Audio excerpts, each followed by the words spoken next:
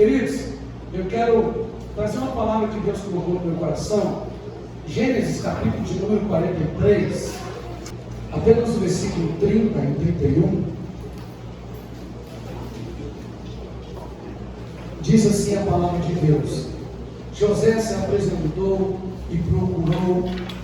José se apressou e procurou onde chorar, porque se moveram no seu íntimo para com seus irmãos. Entrou na cama e chorou ali. Depois lavou o rosto e saiu.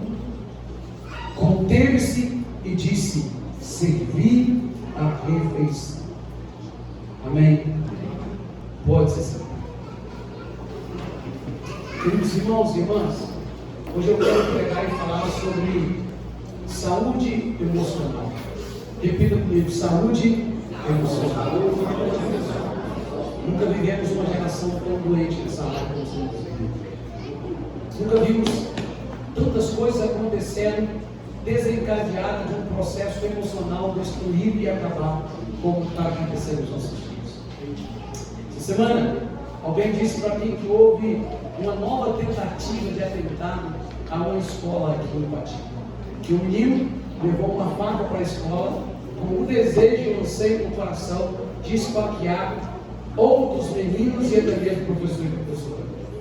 Nós estamos numa escalada terrível, onde a falta de estrutura emocional está fazendo e gerando coisas que nós nunca gostaríamos de ver, de presenciar.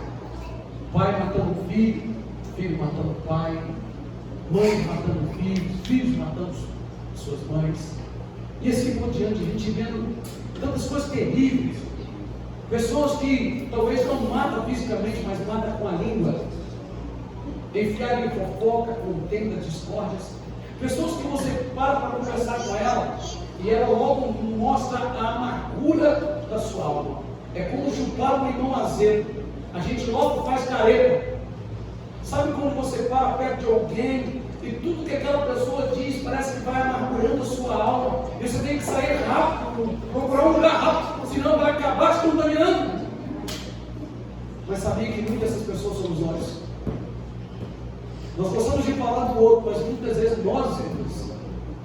E quando nós olhamos para esse texto, nós encontramos o governador do Egito, o Cairo, um homem chamado José, mas que tem uma trajetória, uma história por trás da sua vida. E a trajetória é a história de um menino que teve que buscar cura emocional para seus filhos. Um menino que antes de chegar ao governador, ele foi ferido. E ferido em áreas da sua vida que são assim, primordiais. Então, antes de falar para você tudo isso, eu quero trazer um pano de fundo da história de José. Ele era um dos filhos de Jacó, o patriarca. E então, como começou as feridas na vida de José? Vamos fazer uma trajetória. O primeiro passo para entender as feridas na vida de José está dentro da casa do próprio José. Gênesis capítulo 37, versículo 18 ao 28. Os irmãos de José tramam uma cilada para matá-lo. Os irmãos de José tramam uma cilada para tirar a vida do próprio José. Tudo isso porque os seus irmãos tinham ciúme dele. E aí, Rúben e Judá intervêm. Rúben intervém primeiro, então ele joga José dentro de um poço. Não matam, mas jogam num poço. Aí Judá vem e intervém mais uma vez, porque José já estava machucado dentro do poço. Ele é nosso sangue, é nosso irmão, ele é como nós. Então eles decidem vender José. A primeira ferida que foi aberta no coração de José foi dentro da sua própria casa. Os seus irmãos queriam matar. Os seus irmãos jogaram ele dentro de um poço fundo, sem água, e ele caiu lá, se machucou, e depois os seus irmãos o venderam. A primeira ferida que foi dilacerada no coração de José começou dentro da sua própria casa. E talvez você esteja passando por algo similar. Você foi rejeitado pelo seu pai, foi rejeitado pela sua mãe, foi rejeitado pelos seus irmãos. Talvez alguma coisa aconteceu dentro da sua casa, porque na verdade as primeiras feridas que acontecem na vida de um ser humano é dentro do seu lar, do seu convívio. Porque o adulto é o que a criança foi. Nós costumamos dizer que o pai do adulto é a criança. Adultos desestruturados tiveram feridas na sua trajetória. na sua caminhada. E a grande maioria das nossas feridas começa dentro da nossa casa. Nós, como pais, falamos coisas que não deveríamos falar, fazemos coisas que não deveríamos ter feito, e assim vai acontecendo. As feridas vão sendo abertas, os corações vão sendo dilacerados, os corações vão sendo quebrados, e aí daqui a pouco cresce a criança, se torna um adulto, e ele continua proliferando as feridas dos seus filhos, dos netos, dos bisnetos, e assim vai indo, uma questão sucessiva. Pessoas e mais pessoas vão sendo feridas. A segunda ferida na vida de José aconteceu porque os seus irmãos não só contentaram em machucar José, mas também venderam José. E os que compraram José, os medianitas, do versículo 37 ao 30, e do capítulo 37, versículo 36, os medianitas chegam lá no Egito e olham para José e dizem assim: queremos não, vamos vender ele de novo. José agora foi ferido pelos irmãos. Quem comprou José olhou para ele como uma mercadoria e vendeu ele para frente, como escravo, mais uma vez. Você imagina, o camarada que era o filhinho do papai, que era a menina dos olhos de Jacó, agora foi vendido. Os seus irmãos chegam na casa do seu pai e diz que um bicho, um animal selvagem comeu o próprio irmão. Eles mataram o cordeiro, sujou as vestes de José com o sangue do cordeiro e disseram para o seu pai Jacó: o nosso irmão foi devorado. Mentiram para o pai, machucaram o seu irmão, venderam o seu irmão, e agora esse irmão também é vendido para o Egito. A terceira ferida que se abre no coração de José: José é traído e vendido pelos irmãos. José é vendido por aqueles que o comprou. Agora José é acusado injustamente de assédio sexual. José está na casa de Potifar. O Potifar que o comprou está ali sendo abençoado. José era um cara bonito, vistoso, porque a Bíblia diz isso. A mulher de Potifar olha para José e ela quer se deitar com José. Ela quer ter um caso extraconjugal com José. E José então, no capítulo 39, diz assim: de maneira alguma farei isso com o meu senhor Potifar e com o meu Deus. Então, a esposa de Potifar fica irada, possessa por aquela bobageira que estava montada nas costas dela, irmão. Ela fica assim irada, e ela começa a gritar desesperadamente, correndo e gritando. José tenta correr, ela pega um pedaço das vestes de José e diz para todo mundo que José tinha tentado violentar ela. Mais uma ferida aberta na vida do menino, vendido pelos próprios irmãos. Seus irmãos queriam matar. Quem comprou ele também não sentiu nem tanto valor, falou: vamos vender para frente. Agora Potifar compra José, leva ele para dentro da casa dele e faz de José o cara que era o governante da sua casa. José está crescendo na casa de Potifar. Vem mais um golpe. A esposa de Potifar fala uma mentira contra José. E aonde José vai parar agora? José vai parar na prisão. E na prisão José começa a prosperar também. E José então encontra dois homens na prisão, o copeiro e o padeiro. Dois homens que estavam lá na prisão e que o próprio rei, o próprio faraó tinha mandado, porque o copeiro e o padeiro serviam pão e vinho para faraó. E o copeiro e o padeiro têm um sonho. E José interpreta o sonho. A interpretação do sonho é que o copeiro seria restituído sua posição e iria voltar a servir vinho para Faraó, mas o padeiro seria enforcado. E assim aconteceu. Está lá em Gênesis no capítulo 40, no versículo número 23, fala sobre isso. Olha o que diz lá: o copeiro-chefe, todavia, não se lembrou de José, porém dele se esqueceu. Sabe o que aconteceu? Antes de o copeiro e o padeiro ir diante de Faraó, José disse: ó, o que eu estou profetizando vai se cumprir. O sonho que Deus me deu a revelação vai se cumprir. Quando vocês estiverem lá diante do faraó, lembra de mim. Aí vem outra ferida. Quando o copeiro está lá diante do faraó, se esqueceu de José. José foi só mais um menininho usado. O talento, o dom que Deus deu para ele foi usado. José ainda permaneceu na cadeia, vendido pelos irmãos. Os irmãos queriam matar. Vendido para o Egito por aqueles que comprou. Foi acusado de um assédio sexual, algo que ele não cometeu, e agora ele é esquecido. Eu olho para esse menino, irmão, é muita ferida. Eu olho para ele e eu fico imaginando a alma de José como é que estava. É muita ferida com um homem só. É muita coisa acontecendo na vida de um homem só.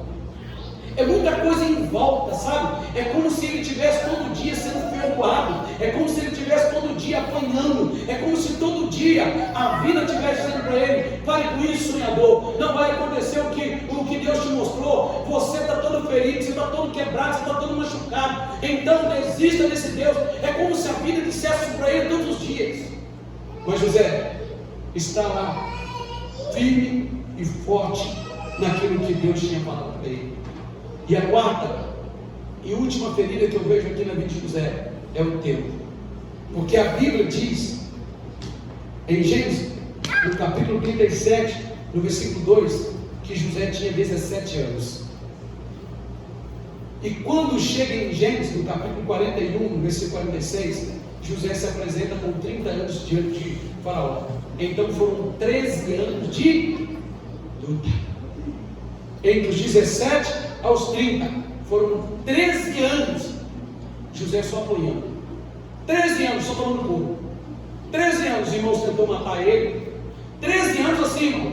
Desde que os irmãos jogou ele na cisterna, desde que os irmãos venderam ele para os medianitas, desde que os medianitas venderam ele para o Egito, desde que a mulher de Potifar acusou ele de algo que ele não fez uma série, desde que o copeiro esqueceu dele na prisão, passaram-se 13 anos. 13 anos apanhando, 13 anos sendo ferido, 13 anos sofrendo. Ele tinha 17 anos e só apareceu diante de Faraó, segundo a Bíblia diz em Gênesis 41, 46, com 30 anos de idade. Aí todos nós gostamos de falar de José assentado no cavalo de Faraó, com as roupas reais, com o selo do anel de Faraó, e Faraó passando por José dizendo: ninguém mais é maior do que o Faraó, só eu no meu trono sou maior do que José. José, o que ele fizer, o que ele falar, está falado no Egito. José é o segundo Faraó. José, ele manda e desmanda. É bonito ver isso, né, irmão? É bonito. Todos nós só queremos falar de conquista.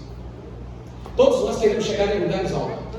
Só que você precisa entender que a vida é um processo, que a vida é um tratado, e que você, para chegar aonde Deus quer que você chegue primeiro, você terá que ser curado emocionalmente. Por isso que o tema da mensagem é saúde emocional. Então, o que nós podemos aprender com a vida de José? O que a vida de José pode nos ensinar?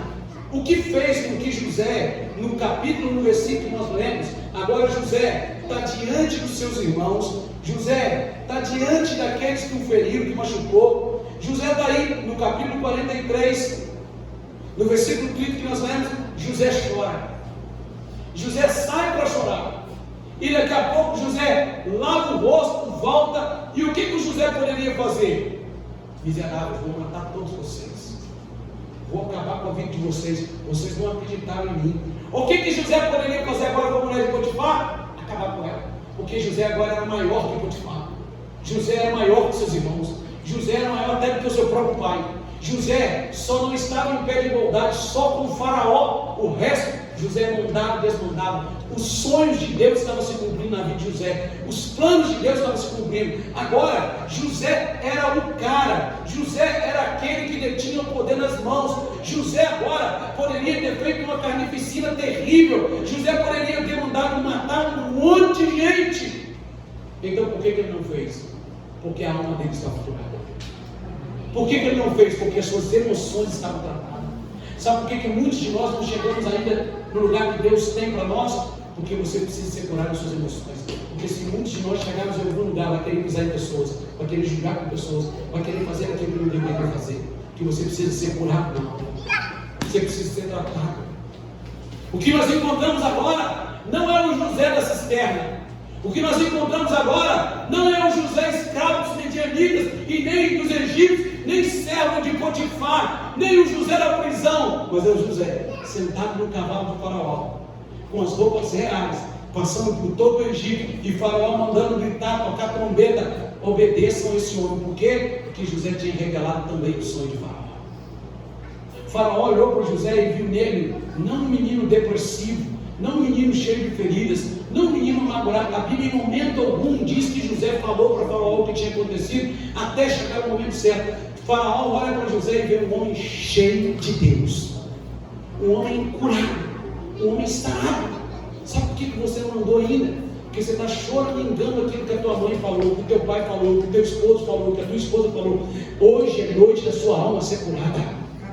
Hoje é noite de você receber cura, para você chegar na excelência do que Deus tem para você. Dito tudo isso, então o que nós podemos aprender com José? Primeira coisa que nós aprendemos com José, em primeiro lugar, José foi curado. Por que José foi curado? O que levou José a uma cura profunda diante de todas as experiências que eu falei para você? Primeiro, José foi curado porque ele acreditava nos sonhos de Deus. O primeiro passo para você ser curado é você acreditar nos sonhos de Deus. Se a sua mãe, se o seu pai, se o seu esposo, se sua esposa diz que você é nada para chegar a lugar nenhum, o problema é deles, essa é a palavra deles. Mas acredite nos sonhos de Deus, que Deus diz que você é alguém que vai morar no céu. Amém. Nós só somos curados quando nós acreditamos no sonho de Deus. Agora, acreditar no sonho de Deus é um processo. José passou por todo esse processo acreditando: o sonho de Deus vai se cumprir. A cisterna não vai roubar o sonho. A mentira da mulher de Potifar não vai roubar o sonho. O esquecimento da prisão não vai roubar o sonho. Tudo o que aconteceu não vai roubar o sonho. José acreditava no sonho de Deus. Sabe por que muitos de nós paramos? Porque você acredita mais na maldição que é lançada sobre você do que no sonho que Deus tem para a tua vida. Você se agarra naquilo que você não deveria se agarrar. José acreditava no sonho de Deus. José acreditava no propósito, na promessa de Deus. E isso fez dele um menino que esperou 13 anos para se cumprir. Mas se cumpriu porque ele acreditava no plano de Deus. Ele acreditava nos sonhos de Deus. Então, meu irmão, minha irmã, Gênesis capítulo 37, versículo número 5. Esse texto fala algo tão tremendo para nós. Olha o que diz aí, Gênesis 37, versículo número 5. Teve José um sonho e o relatou aos seus irmãos, por isso o odiaram ainda mais. Cada vez que José falava do sonho, os irmãos ficavam mais nervosos. Cada vez que ele falava do sonho, as pessoas ficavam loucas, mas ele acreditava no sonho de Deus. Sabe quando você será curado? Sabe aonde o psicanalista, o psicólogo, o psiquiatra, o melhor cirurgião dessa terra não pode ir na sua alma. A sua alma só vai ser curada quando você entender os sonhos de Deus. Sabe por que José chorou escondidinho, mas lavou o rosto e voltou sem desejo de vingança? Porque a alma dele estava curada. E por que a alma dele estava curada? Porque ele acreditava nos sonhos de Deus. Se você não acreditar nos sonhos de Deus, a sua vida vai ser um fiasco. Se você não acreditar nos sonhos de Deus, qualquer coisinha vai te parar, qualquer coisinha vai fazer você ficar para trás. É como Jeremias diz no capítulo 29, no versículo 11: eu abençei. Que pensamento tem a vosso respeito, diz o Senhor, pensamento de paz e não de mal, para vos dar o fim que desejais. Deus tem um pensamento de paz sobre a sua vida. Eu sei de onde eu vim, meu irmão. Eu sei de onde Deus me tirou. Eu ouvi muita gente dizer para mim: você está indo naquela igreja de rico? Irmão, deixa eu dizer algo para você. Eu nunca tive problema com minha cor. Pelo contrário, eu acho que os pretinhos até mais bonitos. Me perdoe, branquinho. Eu nunca tive problema com isso. Eu nunca tive problema com ser pobre no sentido de monetário, dinheiro. Irmão, eu tive uma infância até muito boa. Quantas vezes eu fiz carrinho para brincar com litro pet, com Red Sabu, joguei bola com meio, com tantas outras coisas. Eu nunca tive problema com isso. Mas eu tive problema em não ter pai dentro de casa. Eu senti falta de pai. Aí eu fico olhando aí: porque eu sou negro, não vou chegar para nenhum. Vai sim! Não tem esse negócio de negro ou branco. Não existe raça A, B ou C. Só existe uma raça, raça humana. Porque eu sou pobre, não vai chegar a lugar nenhum. É porque você é pobre de espírito, pobre de alma. Porque se você entender o plano de Deus para a tua vida, o sonho de Deus, sim, você vai conquistar, sim, você vai chegar. Você não pode deixar as feridas entrar na sua alma e roubar os sonhos de Deus no seu coração. José, meu irmão, ele passou por tudo isso. Você acha que no Egito José foi tratado como um judeu no início? Não, ele foi tratado como um escravo. O egípcio olhava para José e dizia assim: imundo, imundo. Mais um judeuzinho imundo. Só que José olhava e dizia assim: podem tentar me ferir, mas eu acredito nos sonhos de Deus. Uma alma só pode ser curada quando ela acredita nos sonhos de Deus. Esse foi o primeiro passo para que José enxugasse as lágrimas, lavasse o rosto e voltasse para os seus irmãos antes de revelar literalmente ainda quem ele era. E não querer vingança contra os irmãos, não querer vingança contra a mulher de Potifar. Por quê? Porque ele acreditava nos sonhos de Deus. O segundo passo para a cura da sua alma: José foi curado porque ele aprendeu o valor do perdão liberado. E aí vai doer você, cara.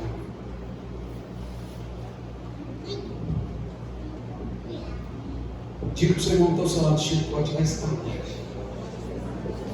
Fala para o seu irmão: a chapa vai esquentar.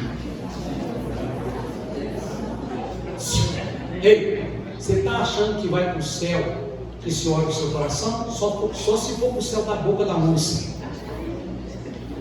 Você está achando que vai morar no céu ainda com essa mágoa toda?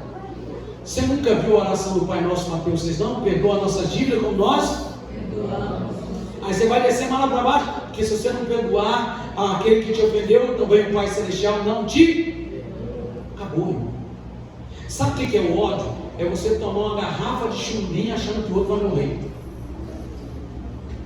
Você acha que o ódio está fazendo mal para o outro, está acabando com você, está destruindo você. Deixa essa amargura para trás, meu irmão. Senão sua alma nunca vai ser curada. Irmão, o ódio é algo tão terrível que você dorme com a pessoa do seu Deus, você almoça com ela, você janta com ela, você toma banho com ela, tudo ela vai estar lá.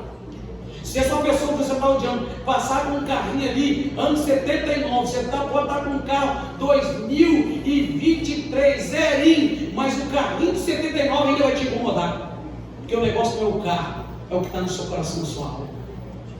Você tem que tratar isso, meu irmão. Você tem que liberar perdão, porque foi isso que José fez. Ele lavou o seu rosto, chorou e voltou disposto a perdoar os seus irmãos.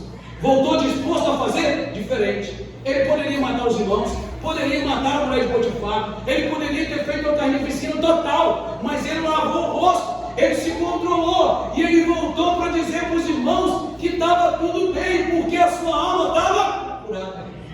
Sabe quando você vai ser curado? Quando você diz assim: pai, eu te perdoo, mãe, eu te perdoo, ou irmão da igreja, eu te perdoo, ou fulano, beltrano, eu te perdoo.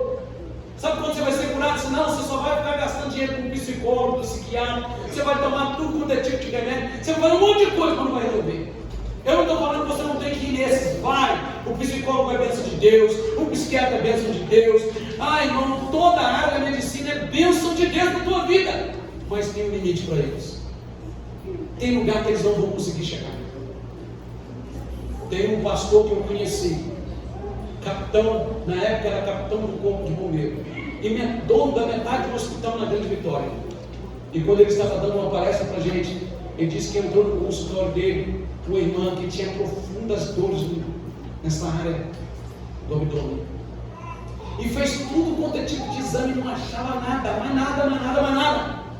E um dia, conversando com ela, fazendo uma anamnese dela, ele percebeu que havia um profundo ódio no coração dela contra o seu pai, porque ela tinha sido violentada como criança. E sabe o que ele disse? Minha irmã, eticamente eu não posso falar nada com você aqui, mas me procure dia tal, lugar tal.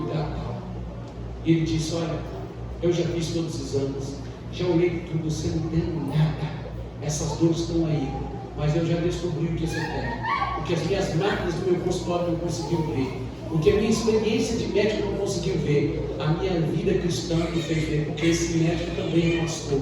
E ele disse: enquanto você não perdoar o seu pai, você não será curado. Ela disse: jamais, nunca vou fazer isso. Um dia ela estava na casa dela, ela lembrou das palavras do pastor doutor, e ela dobrou o joelho e disse: Senhor, Deus daquele médico, Deus daquele pastor, me ajuda a perdoar meu pai. Nunca mais ela sentiu essas dores, porque existem enfermidades que são na carne, sim, essa o médico vai cuidar, mas existem enfermidades que são na sua alma, e isso só através de atitudes de Deus pode ser curado, e uma delas é o perdão. Se você está aqui nessa noite, esta ceia que está preparada aqui fala de uma só coisa: o perdão de Deus pelo caído. Se você não entende o perdão de Deus, você não perdoa e continua sendo uma pessoa amargurada.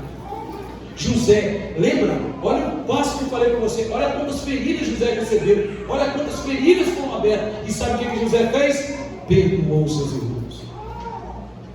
Você está pronto para perdoar, irmão? Eu tive que perdoar meu pai várias vezes. Principalmente porque ele botou meu nome Michael Jackson.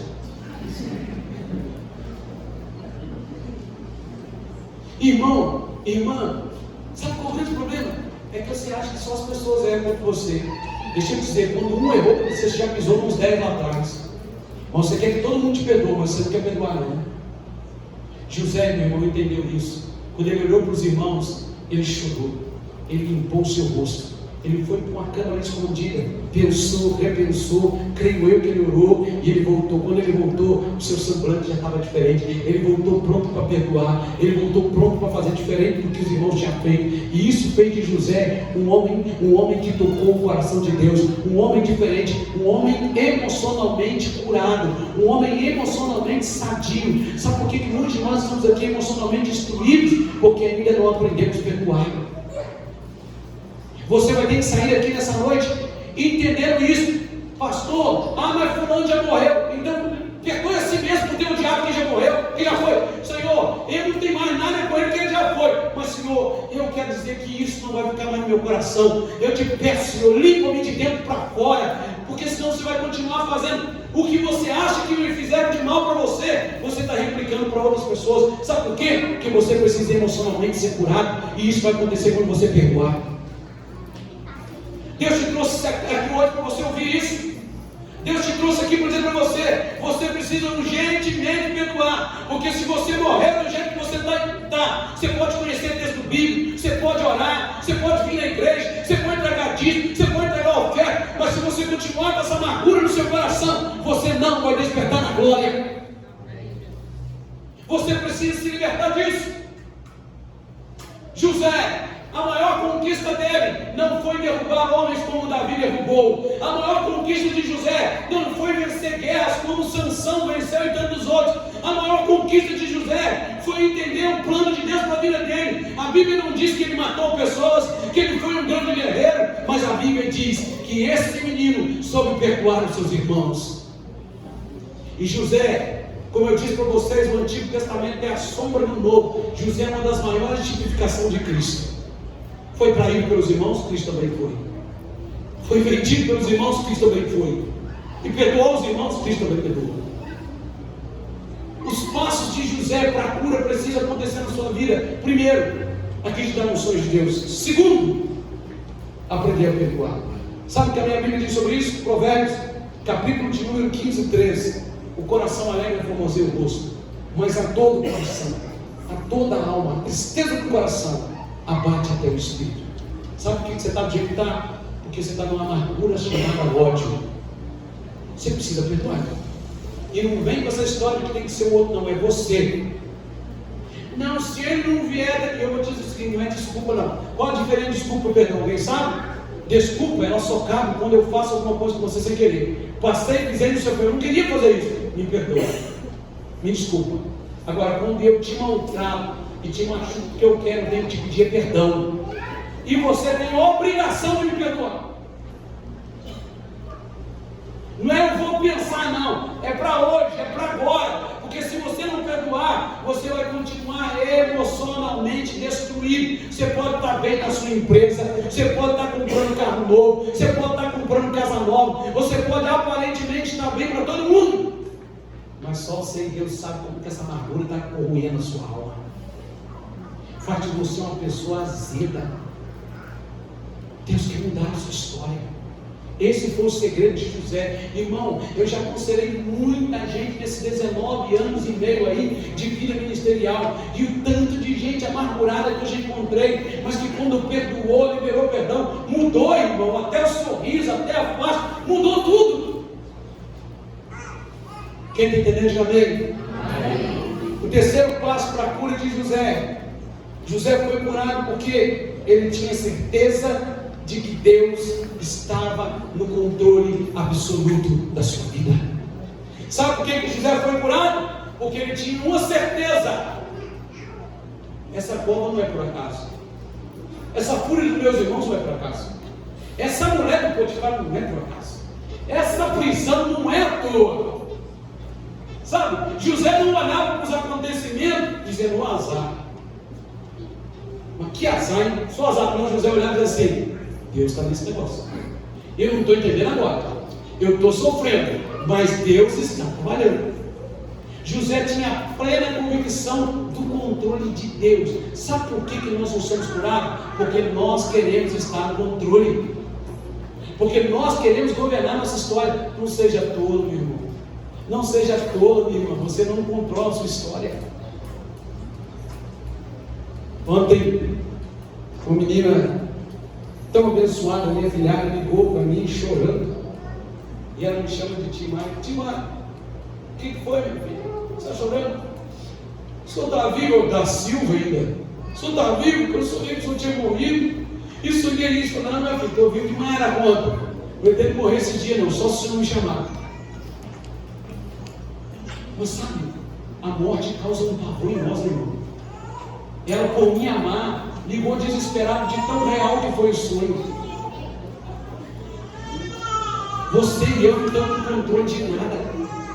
José entendeu isso. E eu termino a minha palavra para você aqui nessa noite. Eu não estou ouvindo glória a Deus, também não precisa dar. Eu não estou ouvindo aleluia, também você não precisa fazer isso. E também não quero que você diga para mim: pastor, doeu, hein? Foi apertado na lavadura. Oh, bom demais, mas eu não quero nada disso. Eu só quero que você saia daqui entendendo que você precisa crer nos sonhos de Deus, que você precisa perdoar e que você precisa entender que Deus está no processo da sua vida. Por mais que você não entenda esse processo, Deus está nele. Por que José foi curado? Porque José entendia o processo. Olha o que a Bíblia diz, Gênesis 45, versículo 7. Abra aí se você tiver com sua Bíblia aí aberta ainda. Olha o que José diz: Deus me enviou adiante de vós para conservar vossa sucessão na terra e para vos preservar a vida por um grande livramento. Se você pegar o versículo 3 e 5, é o momento que José diz para os irmãos: ei, eu sou José. Versículo 3 e 5, os irmãos de José começam a tremer. Está ali. Os irmãos de José ficam bravos, tremendo, olhando um para o outro e dizem assim: agora acabou tudo. Aí José diz assim: não, fica tranquilo. O mal que vocês intentaram, Deus transformou em bem. O que vocês pensam que foi ruim, foi um plano de Deus perfeito, arquitetando a minha história para que vocês fossem preservados. Irmão, você só será curado quando você entender que Deus está no controle. Quando você entender que se essa porta fechou, é porque Deus tem algo melhor para você aqui. Quando você entender que essa dor que você está sentindo aqui agora, talvez é para não deixar você soberbo e arrogante. Deus está tratando o seu caráter. Você só precisa entender o seu processo de Deus na sua vida. E o processo de Deus não é como o do seu papai e da sua mamãe, que você vai lá, seu pai fala não, aí você dá um beijinho no seu pai, na sua mãe, você paparica ele, você bate o pezinho, e seu papai e sua mamãe faz o que você quer, mima você, não diz não para você, vai forjando em você um caráter que não deveria forjar. Aí depois lá na frente, lá em cima, está aí alguém totalmente que não sabe receber um não ouvir um não. Isso somos nós que fazemos, mas Deus não faz isso. Deus trata o seu caráter, Deus vai moldando você, Deus vai tratando você. Sabe o que Deus estava tratando com José? Eu vou te quebrar, José, mas para quando você chegar como governador do Egito, você entender de onde você saiu. É um processo. Aí você está aí, amargurado porque o patrão te mandou embora. Aí você não aguenta nem ver a cara do patrão. Agradece, porque senão se você estivesse lá até hoje, você não estaria onde você está hoje. Deixa eu contar uma história para você. Silvio, por favor, vem aqui. Nasceu. Amém? O Silvio, não vou falar velho sábio, não, o Senhor sabe. Vem cá, Silvio, fica aqui. Vem cá. Você é um amigo desse Senhor sábio, você é um aluno desse Senhor sábio. Vou tentar replicar para você aqui a história. Certo dia, acompanhe esse assunto. Esse Senhor sábio estava caminhando pelas montanhas de Minas Gerais, e encontrou a casa. Vem cá, Marcos. Marcos, vem cá, Keila. O pessoal aí do teatro. Fica aqui. Encontrou a casa do senhor Marcos e da dona Keila. Irmão, pensa numa casa deteriorada, pensa num negócio para lá de Bagdá, mas pensa numa terra promissora, pensa numa terra boa. E aí o senhor sabe, foi bem recebido com o seu aluno, foi bem recebido, fiquei feliz, cumprimente, conversa. Aí o que esse senhor sábio fez? Olhou aquela casa e perguntou para ele: o que você faz? O que você faz? Aí eu disse assim: nós temos uma vaquinha e a gente vive do leitinho dessa vaquinha e do queijo. Aí o senhor sábio falou assim: cara, isso está errado. Olha o tamanho dessa terra, a qualidade que essa terra tem. Esse cara e essa mulher estão sofrendo porque não sabem ver o processo. E aí o senhor sábio despediu no dia, mas primeiro ele perguntou: aonde fica a vaca? E aí ele disse: a vaca está lá no penhasco lá em cima, tem um curral e tal. Aí o senhor sábio despede, ele vai largar dele. Aí chega lá, fica certeza aqui, ó, fica aqui na ponta do outro, na ponta. Aí o senhor sábio conversa com o seu aluno. Conversa. Está vendo aquela vaca? E empurra ela no penhasco. Aí que não pode fazer isso, é a única fonte de renda deles, é a única fonte de renda. E empurra a vaquinha. Faz de conta que você está empurrando a vaca no penhasco. Matou a vaca. Agora vocês dois sentam lá, fica sentadinho aqui no banco da frente. Matou a vaca. Sabe o que esses dois fizeram? Chorou a madrugada inteira quando foi lá procurar a vaca, porque a vaca não voltou. Chorou, descabelou, falou: o que nós vamos comer agora? Não tem mais leite, não tem queijo, não vamos vender. E chorou. E ficaram com raiva do senhor sábio. Só pode ter sido eles. Passaram-se 10 anos. O cachorrinho deles era aquele bicho, a casa deteriorada. 10 anos depois, volta o senhor sábio como seu ajudante. Olha assim, fica assustado, vocês dois olhando aqui. Assustado. Fala com ele. Aí, olha para ele. Eu vou reproduzir a voz de você. Meu senhor, acabamos com eles lá. Tiveram que vender para o rico. Não moro mais nessa casa. Olha lá o que nós fizemos. Fala com o senhor, é culpa do senhor. Aí o senhor sabe, fica tranquilo. Ele tem dentro da casa. Quando vem, quem vem receber? Doutor e doutora. Estava cheio da casa. Aí eu pergunto: o que aconteceu com vocês? O que aconteceu com vocês? O que aconteceu? Agora tem um cachorrão lá fora, bonito, vistoso, está tudo muito bacana. Aí o dono diz assim: sabe, há 10 anos atrás, quando vocês foram embora, nós encontramos a nossa vaquinha morta. E aí nós percebemos, além da vaca, nós percebemos que a gente podia plantar milho e a terra da milho. Nós percebemos que podia plantar café com a terra da café. Nós percebemos que existia vida além da vaca. Deixa eu dizer algo para você: a sua vaquinha vai ter que morrer. Escute, a sua zona de conforto você vai ser tirado dela. Foi isso que Deus fez com José. Tirou ele da zona de conforto dele. Papai dava túnica para ele. Ele era o mais paparicado dos irmãos. Ele falou assim: José, para você ser quem eu quero que você seja, eu tenho que te tirar daí. Vocês estão entendendo a dinâmica aqui? Eles só chegaram onde chegaram porque o Senhor sabe, junto com o seu aluno, tirar eles da zona de conforto. Você só vai chegar no lugar que Deus tem para você quando você sair da sua zona de conforto. Só que primeiro dói. Quando eles viram a vaquinha, doeu. José ir para a cisterna, doeu. José ir para a cadeia, doeu. José ser acusado, doeu. Só que José chegou no patamar que Deus tinha para ele. Ele recebeu cura e entendeu: Deus está no controle. Eu termino essa palavra para você aqui nessa noite dizendo: Pare de ficar chorando pelos acontecimentos da vida e diga: Deus tem um plano maior para mim.